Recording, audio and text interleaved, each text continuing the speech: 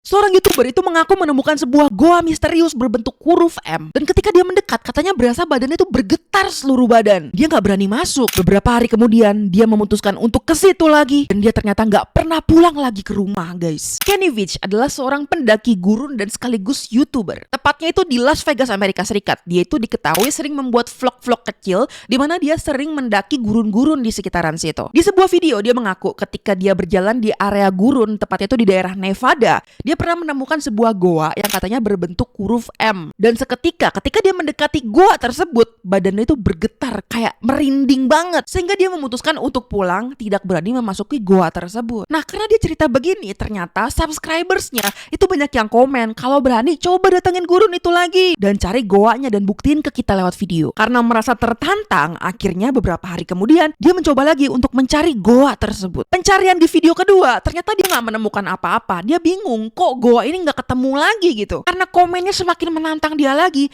dia lakukan ketiga kalinya. 10 November 2014, Kenny akhirnya kembali untuk mencari goa yang pertama kali dia temuin ini. Dia masih penasaran banget, tapi ternyata itu adalah kali terakhir dia terlihat sama keluarganya.